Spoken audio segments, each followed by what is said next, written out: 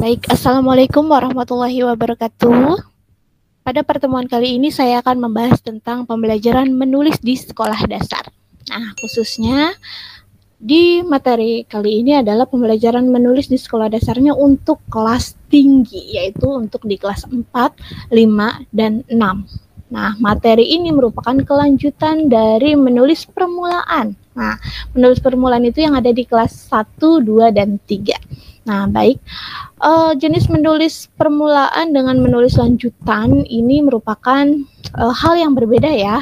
Kalau menulis permulaan seperti yang sudah-sudah itu adalah di mana siswa itu belajar bagaimana dia itu menulis atau menggambar suatu tulisan atau memindahkan suatu tulisan ke dalam kertas.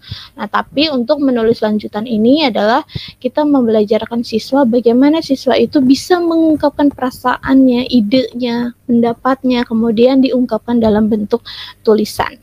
Nah, di sini menurut Jago Tarigan, bahwa menulis itu adalah mengekspresikan secara tertulis gagasan, ide, pendapat, atau pikiran dan perasaan. Nah, jadi menulis itu bukan hal yang mudah ya. Jadi menulis itu bukanlah hal yang untuk memindahkan tulisan saja ya, bukan hanya kegiatan menjiplak tulisan saja, tetapi bagaimana kegiatan memproduksi ya, memproduksi apa? Memproduksi ide dan gagasan kita ke dalam bentuk tulisan ya. Oke. Nah, kemudian menulis ini kan termasuk ke dalam kegiatan produktif ya. Jadi menulis kegiatan untuk mengeluarkan ide-ide, pendapat. Nah, makanya menulis itu juga termasuk ke dalam keterampilan berbahasa yang paling sulit ya di antara 4 keterampilan bahasa lainnya.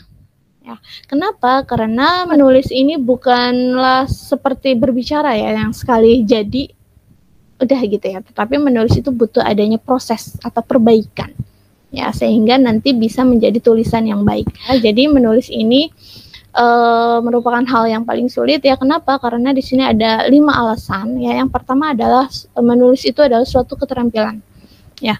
Nah, kenapa menulis itu suatu keterampilan? Karena menulis itu bukanlah hal yang mudah, bukanlah hal yang datang secara tiba-tiba ya, bukan kegiatan yang dibawa sejak lahir ya, tetapi menulis itu butuh adanya keterampilan. Nah, orang bisa menulis itu karena dia itu terampil. Nah, bagaimana orang itu bisa terampil? Karena orang tersebut itu selalu melakukan latihan. Nah, jadi orang itu bisa terampil menulis itu karena dia melakukan kegiatan latihan ya. Latihan yang seperti apa? Latihan yang secara terus-menerus atau rekursif. Jadi seseorang yang bisa menulis itu ya harus banyak latihan. Terus berikutnya proses berpikir. Nah, menulis itu merupakan kegiatan yang berpikir ya, kegiatan bernalar. Nah, jadi karena menulis itu merupakan kegiatan untuk melahirkan ide, melahirkan pendapat, ya, mengungkapkan perasaan, maka kita butuh adanya kegiatan bernalar. Ya, tujuannya untuk apa? Tujuannya adalah agar nanti pendapat yang kita keluarkan itu bisa diterima oleh pembaca ya, terus tulisan kita juga logis, runtut ya, sehingga nanti pembaca yang membaca tulisan kita itu bisa memahami apa maksud kita ya. Terus berikutnya, menulis juga merupakan kegiatan transformasi. Nah, kegiatan transformasi ini bahwa menulis itu memiliki 2 kompetensi dasar ya. Yang kompetensi dasar yang pertama adalah menulis ini merupakan kegiatan untuk mengelola cipta, rasa, dan karsa ya. Kemudian dari kegiatan mengelola itu dituangkan dalam bentuk tulisan ya. Namun kegiatan ini pun tidak cukup ya di dalam kegiatan menulis, tetapi seseorang pun harus punya kompetensi untuk mempunyai kemampuan tata bahasa ya, tata tulis. Ya, bagaimana seseorang itu bisa menguasai tanda baca, bagaimana seseorang itu bisa memilih kata-kata, atau bagaimana seseorang itu bisa menyusun kalimat yang benar. Nah, ini adanya di kegiatan transformasi. Terus yang keempat, menulis juga merupakan kegiatan berkomunikasi. Nah, berkomunikasi siapa? Berkomunikasi antara si pembaca dengan si penulis. Ya, jadi kita sebagai penulis ini harus bisa memikirkan siapa sasaran kita. Ya, karena untuk memikirkan siapa sasaran kita ini akan menentukan seberapa luas pembahasan kita. Bahasa yang kita gunakan juga kita harus tentukan juga dengan sasaran kita ya. Jadi kalau misalkan sasaran kita adalah anak kecil atau anak SD, maka bahasa yang kita gunakan pun harus sesuai dengan bahasa anak-anak gitu ya. Berbeda dengan sasaran kita mahasiswa atau guru-guru, nah maka bahasa yang kita gunakan itu boleh menggunakan bahasa akademik gitu. Nah, kemudian di kegiatan berkomunikasi ini pun adalah kita memikirkan juga ya tujuannya kita untuk menulis ini untuk apa sih? Kita harus tentukan tujuannya, ya. Media yang kita gunakan apa, bentuk tulisan yang kita gunakan itu apa sih, ya. Sehingga nanti ketika kita memikirkan itu semua, ya, tulisan kita sifatnya lebih komunikatif, gitu ya. Terus berikutnya yang kelima, menulis itu merupakan suatu proses. Nah, kenapa dinamakan suatu proses? Karena menulis itu memang bukan hal yang mudah ya, butuh adanya tahapan-tahapan ya sehingga menjadi tulisan yang baik dan benar. Nah, berbicara tentang proses menulis, di sini Tomkins mengungkapkan bahwa menulis ini terdiri dari 5 tahapan.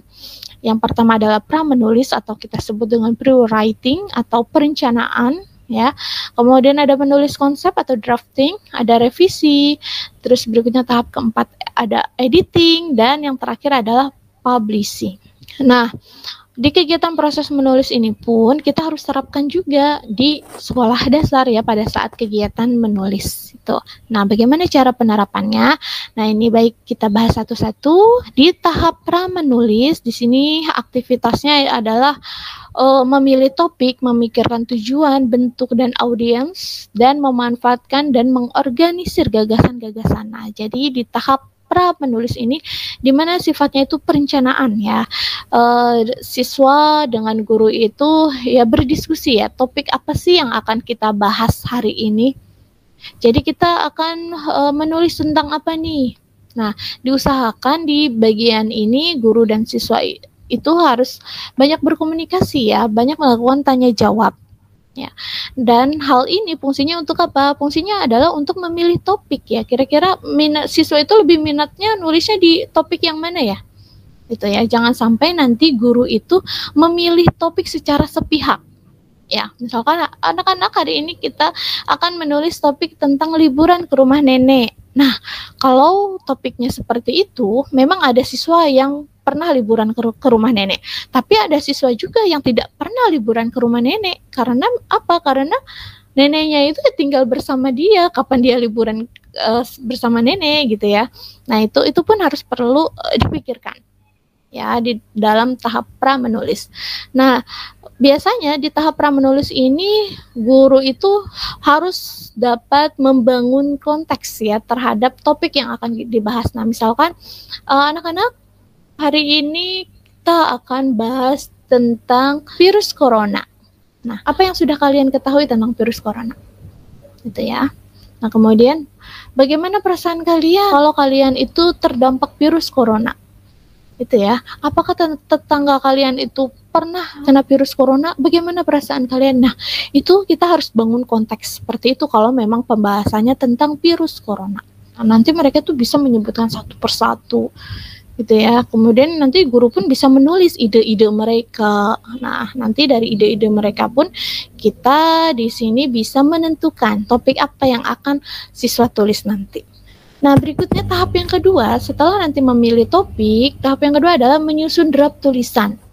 Nah, di mana di dalam menyusun draft ini siswa itu kita tekankan untuk tidak boleh takut untuk menulis, pokoknya apa yang ada di dalam pikiran dia, apa yang ada di dalam perasaan dia, boleh ditulis apapun itu, jangan takut salah. Ini di dalam tahap draft.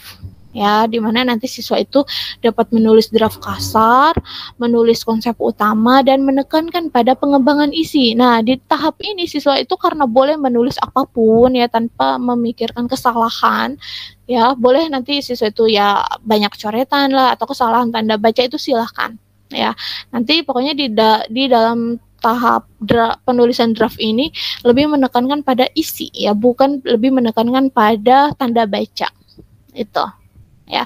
Jadi di sini menyusun draft itu ya siswa itu dapat mengembangkan isi apa sih yang akan dia kembangkan, ya gagasan apa yang akan dia kembangkan di paragraf 1 itu apa, 2 apa, 3 apa. Ya ini adanya di penulisan draft.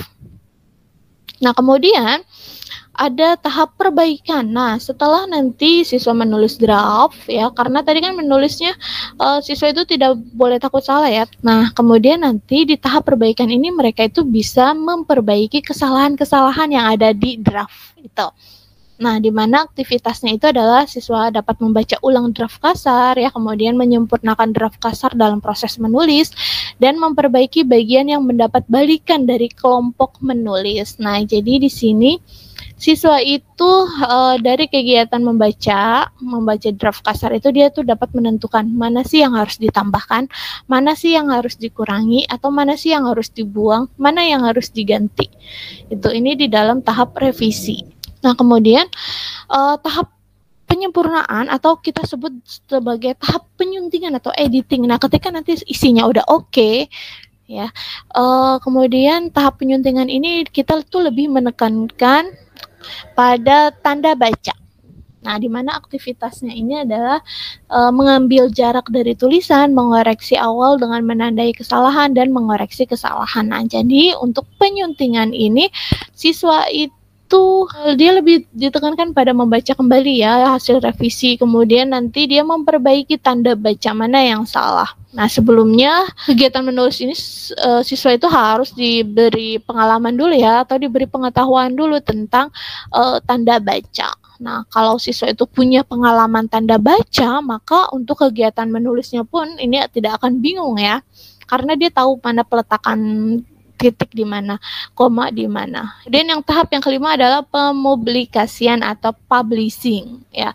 Di mana di tahap yang kelima ini adalah siswa mempublikasikan tulisan mereka dan menyempurnakannya dengan membaca pendapat dan komentar yang diberikan teman atau siswa lain, nah orang tua dan komunitas mereka sebagai penulis. Nah, jadi untuk kegiatan menulis ini siswa itu bukan hanya sekadar menulis kemudian memberikan hasil tulisannya kepada guru kemudian dapat nilai dari guru, tidak seperti itu ya, tetapi untuk kegiatan pembelajaran menulis yang sebenarnya itu adalah tahap yang terakhir itu adalah di pempublikasian ya. Jadi tidak hanya cukup siswa menulis dapat nilai saja ya, tetapi bagaimana sih siswa itu bisa menyampaikan hasil tulisannya kepada teman-temannya, kepada guru, kepada orang lain.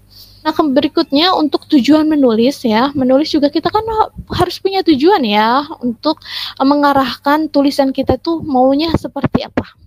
Nah, di mana menulis itu tujuannya adalah yang pertama adalah menginformasikan segala sesuatu, baik itu fakta, data maupun peristiwa.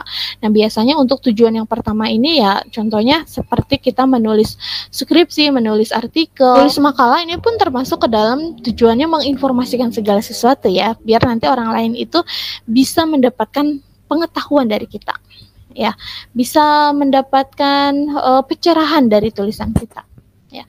Terus berikutnya tujuan yang kedua adalah membujuk. Nah, biasanya di sini untuk membujuk itu melalui tulisan seseorang penulis mengharapkan pula pembaca dapat menentukan sikap apakah menyetujui atau mendukung yang dikemukakan. Nah, ini contohnya seperti kita menulis iklan. Ya, menulis poster ya. Biasanya di dalam menulis iklan itu ya kita membujuk seseorang agar orang lain tuh bisa membeli produk kita gitu kan, bisa yakin terhadap tulisan kita gitu. Ya, ini contohnya seperti itu ya, menulis iklan. Nah, kemudian tujuan yang ketiga adalah mendidik. Nah, mendidik ini artinya adalah melalui membaca hasil tulisan, wawasan pengetahuan seseorang akan terus bertambah, kecerdasan terus diasah, yang pada akhirnya akan menentukan perilaku seseorang. Nah, contohnya seperti menulis bahan ajar. Menulis bahan ajar ini kan dengan kita menulis bahan ajar dan bahan ajar kita dibaca oleh seseorang atau dibaca oleh murid kita, maka orang yang membaca tulisan kita pun akan mendapatkan wawasan dan pengetahuan dari kita gitu ya. Berikutnya tujuan yang keempat adalah menghibur. Nah, menghibur ini tulisan-tulisan atau bacaan-bacaan ringan yang kaya dengan anekdot, cerita, dan pengalaman lucu bisa pula menjadi bacaan pelipur lara. Nah, contohnya seperti apa? Contohnya seperti kita menulis cerpen, menulis dongeng. Nah, itu pun sifatnya seperti menghibur atau bacaan-bacaan ringan ya, tidak berat. Menulis komik pun termasuk ke dalam tujuan menghibur. Nah, berikutnya faktor-faktor yang mempengaruhi menulis. Nah, di sini ketika kita jadi guru, ada pembelajaran menulis dan kita menemukan siswa sulit menulis, kita jangan langsung menjudge, oh siswa ini bodoh, oh siswa ini malas. Ya, tapi kita harus mencari tahu faktor-faktor apa sih yang mempengaruhi siswa sehingga dia sulit menulis ataupun sehingga dia cepat menulis ya. Kita pun harus cari faktor-faktornya. Nah, di sini saya membagi menjadi dua, ada faktor eksternal dan internal. Nah, faktor eksternal ini yang berasal dari luar siswa. Contohnya apa? Contohnya seperti sarana prasarana, ya, fasilitas itu. Nah, jadi dengan sarana prasarana yang mendukung atau tidak mendukung, ini pun dapat menentukan proses kegiatan menulis ya. Misalkan di dalam kelas, ruangan kelasnya panas. Nah, apakah siswa bisa menulis? Kan tidak bisa. Ya, keringat bercucuran, siswa panas ya, sehingga siswa sulit berkonsentrasi, sulit untuk mengungkapkan ide itu. Terus, fasilitas berikutnya, ketika siswa disuruh nulis, tetapi tidak ada buku yang menunjang, tidak ada kertasnya, pensilnya tidak ada. Nah, itu pun juga yang mempengaruhi juga ya, siswa sulit menulis. Terus, selain itu juga faktor guru ya, seperti metode mengajar, media yang digunakan guru itu pun sangat mempengaruhi faktor menulis siswa. Ya. Oke, berikutnya faktor internal. Nah, faktor internal ini yang berasal dari dalam diri siswa. Ya. Nah, di sini untuk faktor internal itu ada faktor psikologis dan ada faktor teknis. Nah, kalau faktor psikologis ini dia berhubungan dengan faktor kebiasaan atau pengalaman yang dimiliki. Nah, jadi semakin siswa terbiasa menulis atau dia di rumahnya rajin membaca, nah maka ketika disuruh untuk menulis, diminta untuk menulis apapun itu ya dia tidak akan kesulitan ya untuk mengungkapkan pendapatnya, untuk mengungkapkan perasaannya ya, karena memang pikirannya itu atau kosakata yang dimiliki siswa itu sudah baik ya, karena memang dia pengalamannya itu sudah terbentuk di dalam rumahnya, bisa rajin membaca, banyak buku-buku cerita ya, ketika disuruh menulis pengalaman, wah dia akan hebat banget gitu. Ya, terus faktor psikologis juga diantaranya ada faktor kebutuhan. Nah, biasanya faktor kebutuhan ini siswa atau kita pun yang dewasa itu mau nggak mau ya, yang tadinya tidak menulis jadi menulis ya, karena kita butuh. Ya, contohnya apa? Contohnya ketika ada tugas mata kuliah A gitu kan, disuruh untuk membuat makalah. Nah, karena ada suatu kebutuhan kita mendapatkan nilai ya, kalau saya mengerjakan ya saya dapat nilai, tapi kalau saya tidak mengerjakan makalah saya tidak dapat nilai. Nah, karena saya butuh nilai, jadi saya mau nggak mau harus membuat makalah dan saya mau nggak mau harus menulis. Nah, itu pun termasuk ke dalam faktor internal. Ya, berikutnya faktor teknis. Nah, faktor teknis ini berhubungan dengan penguasaan akan konsep dan penerapan teknik-teknik menulis. Nah, contohnya seperti penguasaan tanda baca, penguasaan kebahasaan ya, penguasaan untuk memilih kata, membuat kalimat yang baik dan benar. Nah, ini pun termasuk ke dalam faktor teknis itu. Nah, kemudian jenis menulis juga ada banyak macamnya. Ya, ada jenis menulis deskripsi, narasi, eksposisi, ya, dan ada argumentasi. Nah, kemudian di sini yang pertama adalah menulis deskripsi. Nah, di dalam menulis deskripsi ini adalah karangan yang memaparkan suatu hal, peristiwa atau kejadian seperti apa adanya. Anak diharapkan dapat mengemukakan selengkapnya faktor-faktor yang dilihat, didengar, dan diamatinya dengan menggunakan bahasa yang baik dan benar. Nah, jadi deskripsi ini adalah yang menggambarkan sesuatu objek atau peristiwa. Ya, jadi apa yang dia lihat, apa yang dia amati, apa yang dia sentuh, dia tulis. Ya, jadi untuk menulis deskripsi ini kita harus benar-benar menulis dengan detail. Ya, tentang apa yang kita lihat, apa yang kita amati, apa yang kita sentuh. Ya, karena apa? Karena ketika kita menulis deskripsi ini tujuannya apa? Tujuannya adalah kita ingin seorang pembaca itu bisa merasakan apa yang kita lihat, bisa mendengar apa yang kita dengar, bisa menyentuh apa yang kita sentuh. Nah, ini tujuan dari menulis deskripsi. Gitu. Nah, kemudian bagaimana cara pembelajarannya? Nah, untuk langkah pembelajarannya untuk menulis deskripsi ini, yang pertama adalah siswa diberi tugas untuk mengamati suatu objek yang ditentukan. Nah, objeknya ini pun macam-macam, boleh objek tumbuhan, binatang, orang, peristiwa, tempat, dan lain sebagainya. Ini silahkan nanti siswa amati. Nah, nanti setiap siswa ini mencatat apa yang dilihat dan menarik perhatiannya. Ya, dia lihat warnanya apa, bentuknya seperti apa, baunya kayak gimana, tuh ya. Nah, kemudian nanti setelah masuk kelas, siswa secara bergiliran mengungkapkan kembali secara lisan apa yang dilihat serta kesan-kesannya. Ya, jadi nanti bercerita dulu. Oke, kemudian nanti siswa disuruh menulis hasil pengamatannya dengan kalimat-kalimat yang baik sehingga diamati siswa. Dan yang terakhir, sebelum mengumpulkan hasil tulisannya, siswa disuruh memeriksa terlebih dahulu karangannya. Nah, jadi di sini dibiasakan ya, ketika nanti siswa sudah menulis cerita atau sudah menulis karangan, jadi jangan langsung dikumpulkan ke guru. Nah, silakan nanti siswa itu memeriksa kembali hasil tulisannya sendiri. Atau di kegiatan yang ini juga silakan nanti siswa secara barter memeriksa hasil tulisan temannya sendiri. Nah, tapi di sini dengan syarat untuk kegiatan yang terakhir ini, sebelumnya itu siswa itu sudah diberi pengetahuan tentang tanda baca. Nah, ini ada contoh karangan deskripsi. Oke, rumah kosong. Di samping rumahku ada sebuah rumah kosong yang sudah tak berpenghuni selama 13 tahun. Cat temboknya yang dulu berwarna putih kini telah berubah kehitaman. Pintu dan jendela sudah mulai rusak dan keropos. Seluruh halaman depan penuh dengan rumput liar. Rumput liar bahkan sudah tumbuh hampir setinggi rumah. Tak hanya di halaman, di atas genteng rumah pun ada tumbuhan liar yang tumbuh. Selain rumput liar, halaman depan dipenuhi dengan mangga busuk yang berjatuhan. Nah, di sini karangan deskripsinya ini menceritakan bagaimana kondisi rumah yang kosong, ya, yang ditinggal selama 13 tahun itu seperti apa. Ya, nah di sini si penulis ini menceritakan dimulai dari warna catnya. Ya, kemudian menceritakan bagaimana keadaan pintu dan jendelanya itu seperti apa dan bagaimana halamannya itu seperti apa, sampai dia menceritakan sampai ke atas rumah ya, di atas gentengnya itu seperti apa. Jadi di sini di karangan deskripsi ini dengan kita bisa memfungsikan alat indera kita ya, dan bisa menulis apa yang kita amati, apa yang kita dengar, apa yang kita lihat.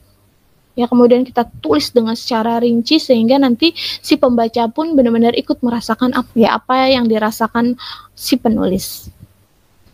Nah, kemudian jenis menulis yang kedua adalah narasi. Nah, narasi ini merupakan karangan yang menyajikan peristiwa-peristiwa ya dalam suatu waktu tertentu atau peristiwa yang dialami oleh anak. Misalnya menulis narasi tentang pengalaman yang mengesankan. Ya, jadi di sini narasi ini ciri-cirinya dia punya waktu ya, ada peristiwa juga dan ada tokoh juga. Nah, ini narasi. Nah, di sini contohnya adalah tentang narasi menceritakan pengalaman, di mana langkah-langkahnya adalah siswa menyebutkan pengalamannya yang paling mengesankan itu apa.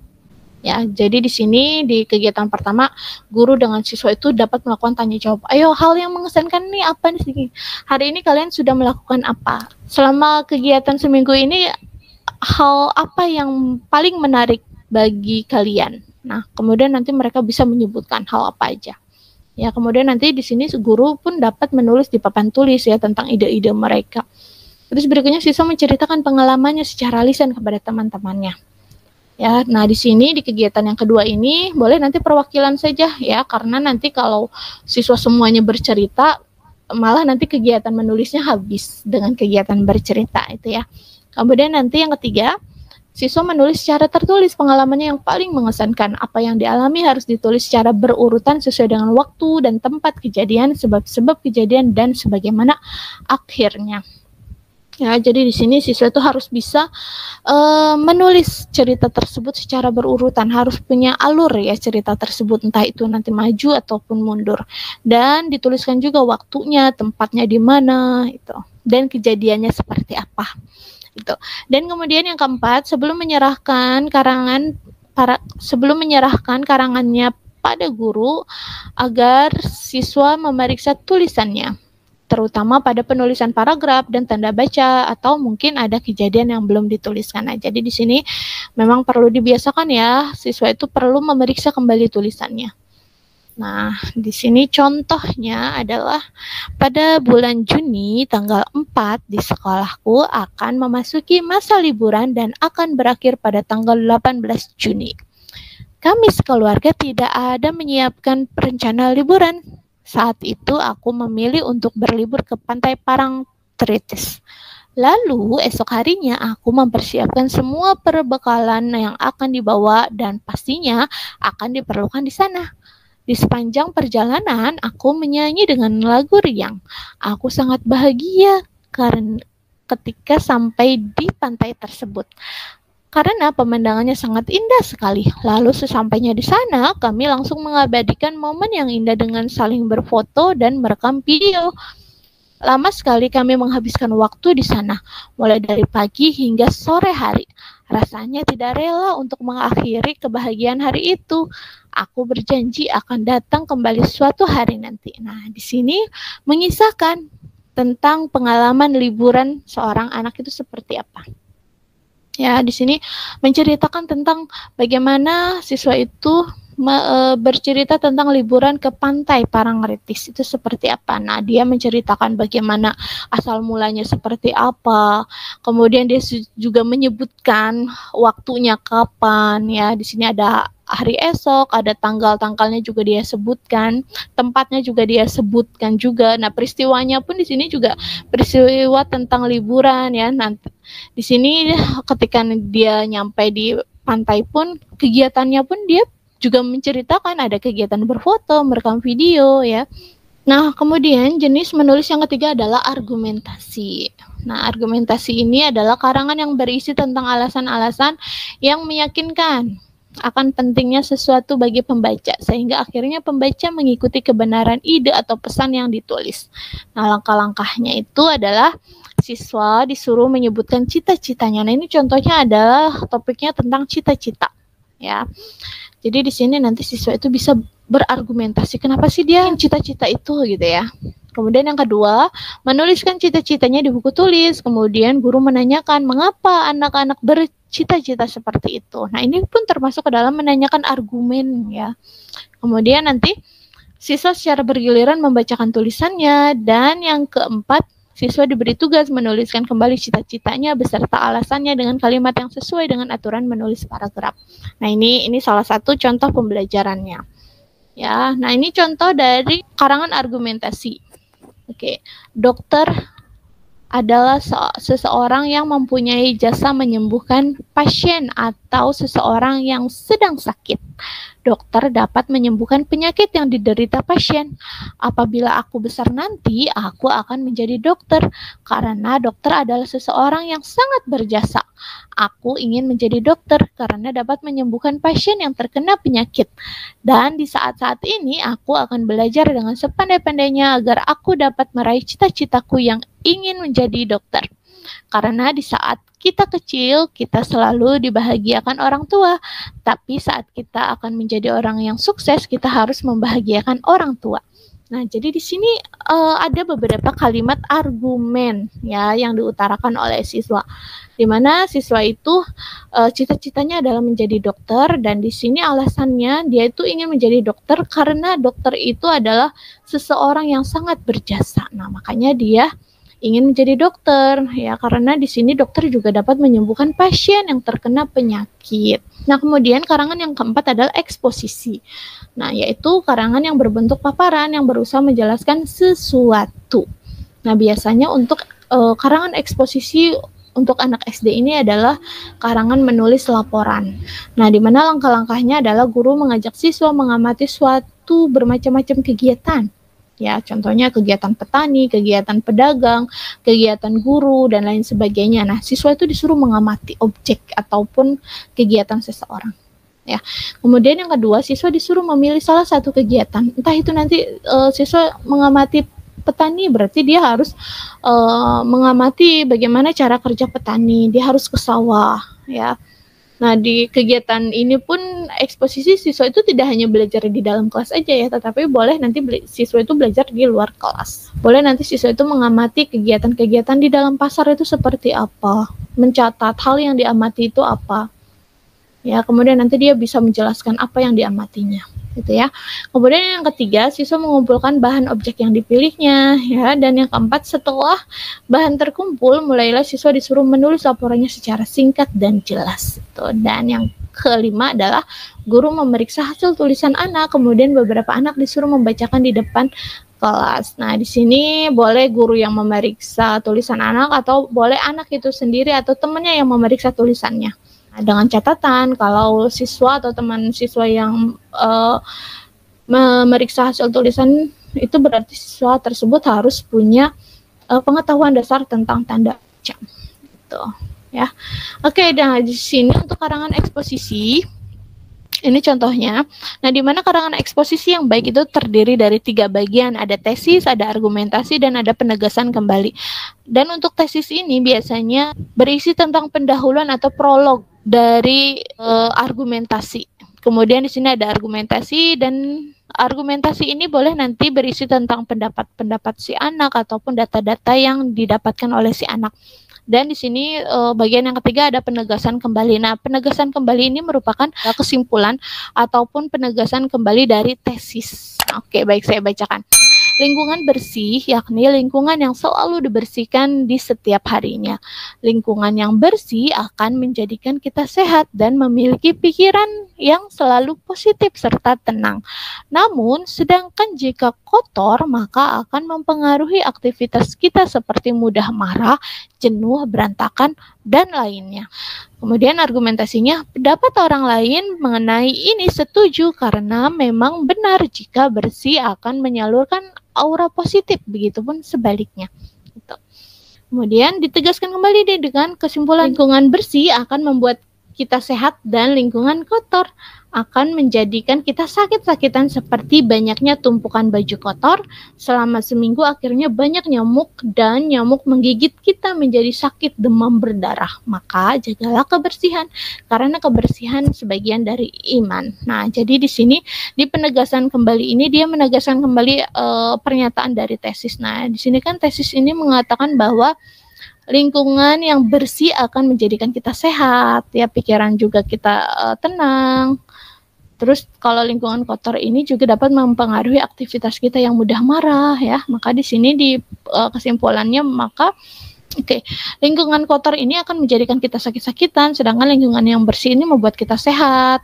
Ya, sampai pada di kesimpulannya, maka jagalah kebersihan karena kebersihan sebagian dari iman. Itu adalah karangan eksposisi, ya. Jadi kalau kita mengajarkan kalimat atau karangan eksposisi ini, kita harus bisa membagi 3 bagian, ada tesis, argumentasi, dan ada penegasan kembali. Di sini ada macam menulis karangan, ya. Untuk anak SD ada menulis fiksi dan ada menulis non-fiksi. Nah, untuk non-fiksi ini contohnya seperti menulis surat, iklan, pengumuman, surat pembaca, permohonan, dan pidato. Terus untuk fiksi, ya, ini bukan non-fiksi. Nah, untuk menulis fiksi ini ada puisi, menulis cerpen, dan drama. Itu. Dan berikutnya di sini ada teknik pembelajaran menulis kelas tinggi, ini banyak sekali. Ada menulis karangan puisi, menulis bersama, menulis cita-cita, imajinasi, puisi namaku. Nah, puisi namaku ini atau kita sebut dengan akronim. Nah, biasanya dari nama kita ini bisa dibentuk menjadi puisi. Atau ada menyusun abjad, puisi dan gambar. Nah, puisi dan gambar ini biasanya siswa itu disajikan gambar, kemudian dia tuh bisa membuat puisi berdasarkan dari gambar yang ditampilkan. Gitu. Ada membayangkan peristiwa, mengamati lingkungan, puisi lamunan, dan meneruskan puisi dan menceritakan mimpi. Nah, ini juga untuk mengarang cerpen, ada tekniknya menceritakan gambar. Ya, ada melanjutkan cerita, ada awali cerita, ganti tokoh, mengurutkan plot, menceritakan mimpi, menceritakan pengalaman, dan menceritakan cita-cita. Dan mengarang drama pun di sini ada tekniknya meniru model drama, naskah drama, ya, mencatat dialog sosiodrama, mencatat dialog suatu benda, menulis dialog boneka, mengarang drama dari cerita pendek. Nah, untuk mengarang drama ini biasanya ya memang imajinasi siswa ini memang harus ditekankan ya, karena siswa itu harus bisa mengarang suatu cerita. Ya, di sini ada mencatat dialog suatu benda. Nah, di dialog suatu benda ini berarti siswa itu harus bisa mengisahkan benda mati seolah-olah dia itu bisa hidup, itu seperti apa itu. Nah, baik, itu tadi materi tentang pembelajaran menulis di sekolah dasar. Semoga materi kali ini bermanfaat. Ya, jangan lupa like and subscribe. Terima kasih. I'ma make you fall in love. Just sit back and watch me.